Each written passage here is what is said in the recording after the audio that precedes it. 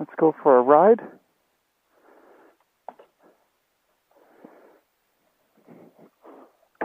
Oh, wow. That windscreen, much taller. Get used to that. All right. Let's see. Here we go. Got our cup holder here. Ah, right. I did this for other things, didn't I? Okay. Good. Wow, that windscreen is tall. I don't know if you guys can see this or not. Yeah, the windscreen is very, very tall. So, this is our test of the ZTechnik VStream. Wow. I mean, luckily I'm a tall guy, so I can see over it. Well, so hello everyone. Hello everyone, it's Adam here. So, this is the end of this video. You can get an idea here of what this thing looks like. So, it's much, much, much taller. I think the stock GS windscreen comes up to about here on me. And this one is just definitely taller. Now with my, just for recording here, with my height, I can see over it. So it's actually fine for me. So I can see over it just fine. If I slouch, it's a little bit more challenging. But to be honest, on long highway rides, when this isn't as foggy, because right now it's foggy because it just rained. But when this isn't as foggy and we're at highway speeds and I'm kind of slouching after a really long ride, I mean, I've been at it for 3 or 4 hours straight without breaks, this is actually going to really come in handy.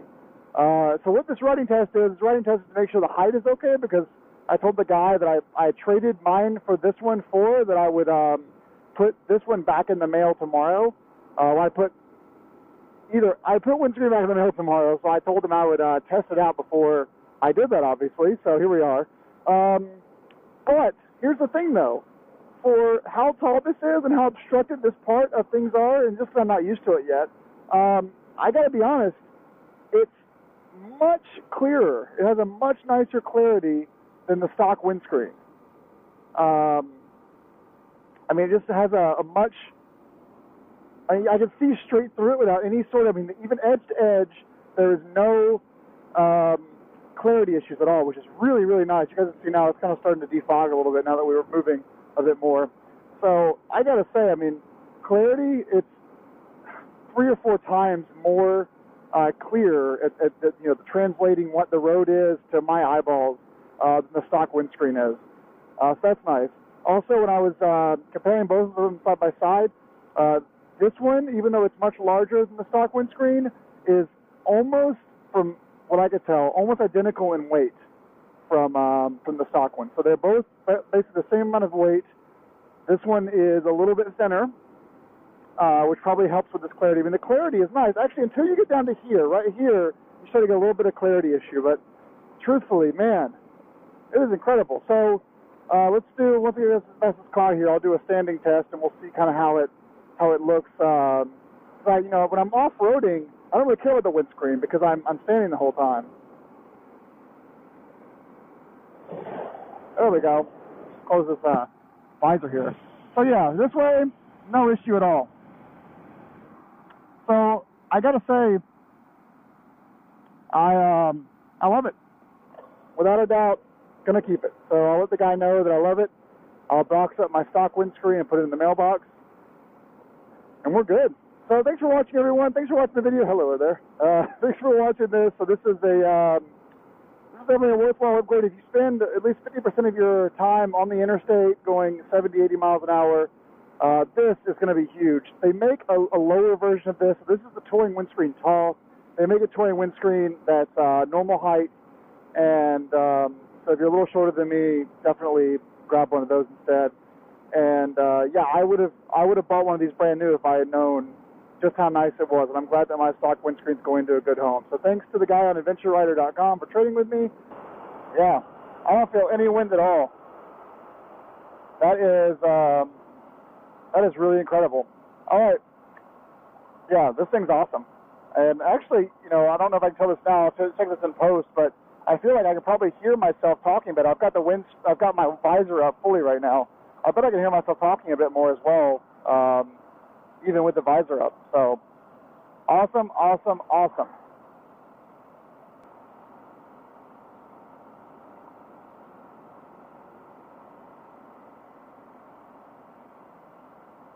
I'd say going over hills here is actually a little bit of visibility issues when I go over hills. So I, like, at the crest of that hill there, I just couldn't see over the crest of it because this thing was a little bit obstructed.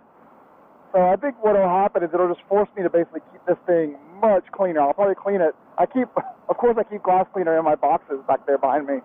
I'll definitely just clean it more often because any smudges at all on there are going to drive me crazy. So it's not pitch black yet, but if you can see here in the lights ahead of me there, that the speed limit sign's a little bit more illuminated. And it's very similar to the reflection I get off my Golf R HIDs. So this is just a normal standard automatic headlight that comes on at night. And yeah, all the reflectors are a little bit brighter.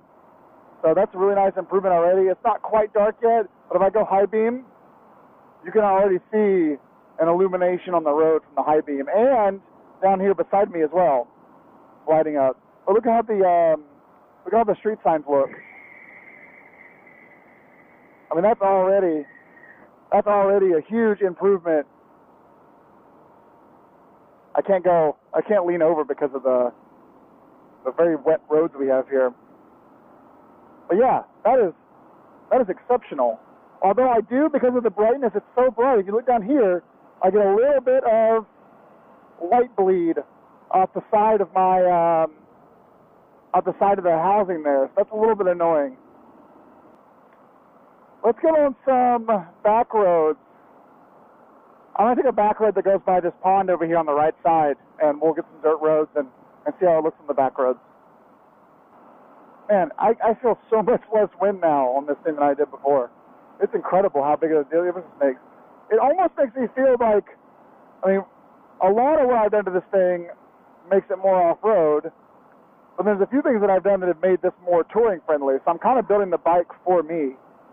But yeah, this windscreen, I got the visor up and I'm still talking to you guys. It doesn't really make a huge difference, and I don't think as many bugs are going to get in my eyes either with the visor up. Oh, those heated grips. I should have spent the extra $100, by the way, back in March. I should have spent the extra $100 and gotten a heated sergeant seat. This sergeant seat was $700 for both, for front and back. I could have made the front one heated for like $850, and for $150 more. I really should have done that because this now that it's getting colder outside, a heated seat would be killer. Look at that! Wow. And this is literally night and day difference from what I had before with the previous headlights. Guys, if you look at how we got this, all the beautiful leaves are changing. Everything is just orange and red. We were past peak, by the way. This is past peak. Things are starting to die a little bit, but yeah, it really is beautiful up here. Okay, we're gonna get off this road here. Oh, we got this brand new LED headlight. Oh man, those headlights are bright. Look at that. Wow. Very, very bright.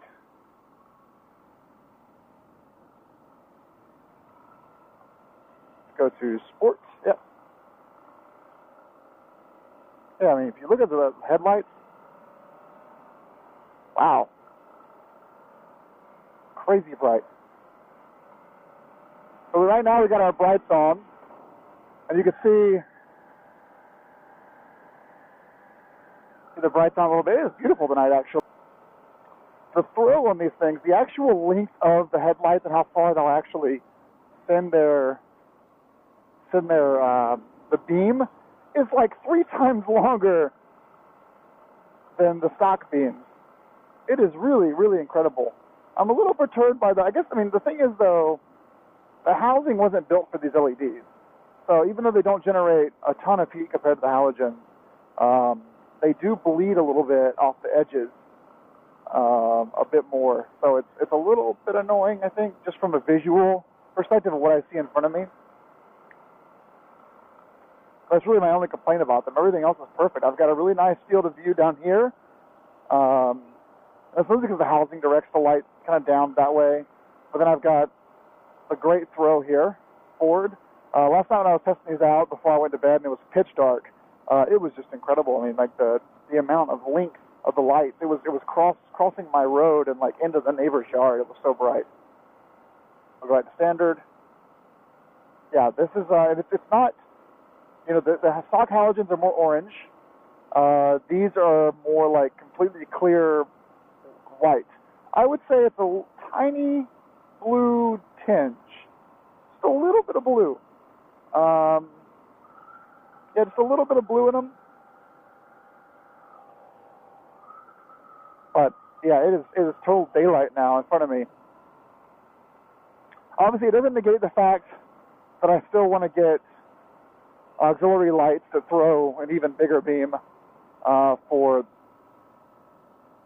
trail riding, but for getting around town at night or on the highway at night, these are going to be a godsend. So the price for these is $130 for both, which to me seems like an incredible deal for two LED lights that are literally plug and play. I've got no errors. They came in fine the first time I plugged them in, no problems. I'm on some bumps here. One of my concerns was I was on some bumps, and I thought I would get a little bit of wobble because I wasn't sure how tight in the seal they were, but they come with this little adapter thing that seals nice and tight. It's slippery leaves here. I live in a gorgeous state, and a lot of people think of Vermont as the more beautiful state than New Hampshire. The problem is, people come to New Hampshire, they enter Manchester, they enter Concord, and then they go straight north into Vermont. Manchester and Concord are not real New Hampshire. Those of you that don't know, Manchester, Concord are suburbs of Boston. They are not.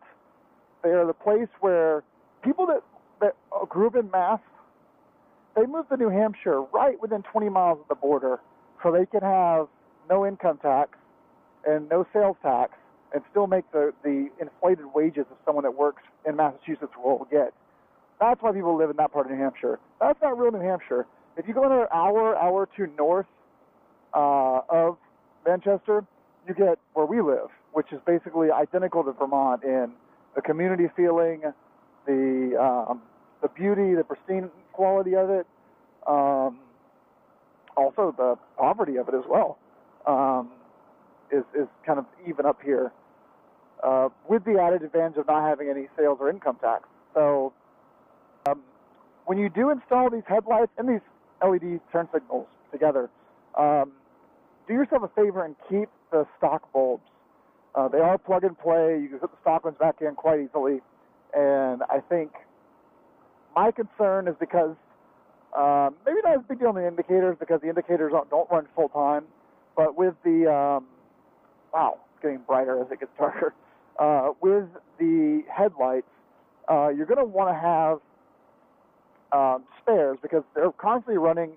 If they do happen to melt and cause issues, probably it'll melt your housing before it melts the bulbs.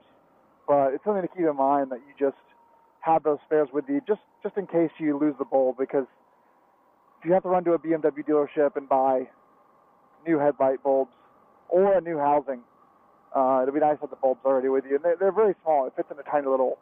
So now the windscreen is fully defrosted, defogged. Look at this clarity, guys. I mean, you can see straight through it. Only the very bottom edges are skewed. That's only because they had to bend them at this 90-degree angle to deflect the wind off of me. At one point I did 80 for a minute, no buffeting, and no like weird sounds or wind coming out in weird directions. So they passed the wind tunnel test.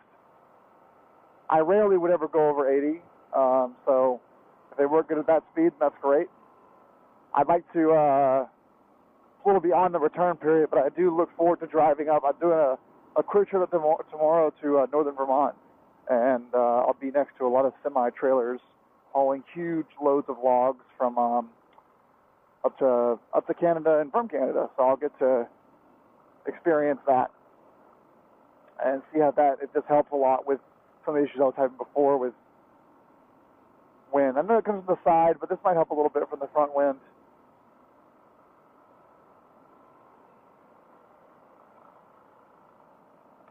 basically this time I'm looking for a place to turn right to get back onto the road home. Oh, I think, yeah, we're coming out to our road soon. Good.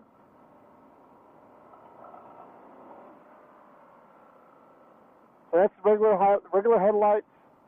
It's definitely brighter on the right side. I mean, look at it here. It's putting out way more light on the right side than the left. See? And this is the high beam. So it definitely has more of a right side bias. But I need to look at it, make sure it's seated properly, I think. Just to make sure. Maybe I'll pull off here and see what it looks like before it gets too dark. Damn it. There we go. Okay.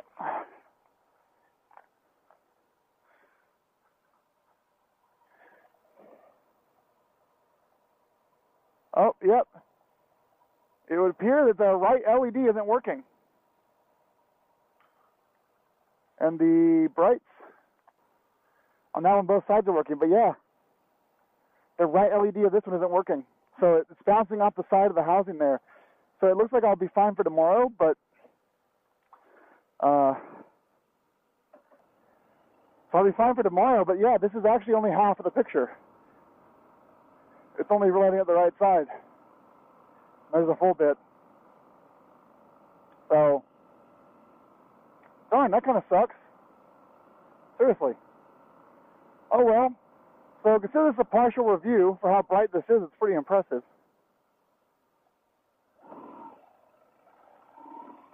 Bright LEDs.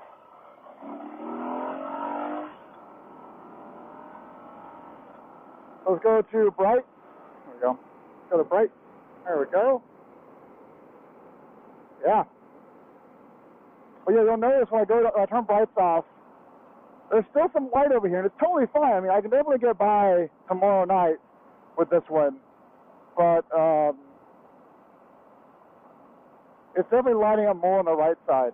So I'm only getting half the headlight right now, and there's brights. I'll slow down a little bit here. Okay, so that's the review. So obviously one of these is out, but it's already much brighter than the stock. Even with only half capacity, it's much brighter than stock, so that's pretty impressive. Thanks a lot for watching, and I hope you enjoyed the video. And yeah, have a nice day. Ciao. This is with regular beams on, and you can see here how much brighter it is over there versus there. And that's how bright it should be. And then high beams, pretty darn bright. Just a quick update before we wrap up here is that when I got home, I looked into here, and the left side of the housing here was not lit up. So I took it out. Turns out that one of the cables was not fully snug connected. So I reconnected and it works fine now. Let's get fired up and I'll show you guys what it looks like.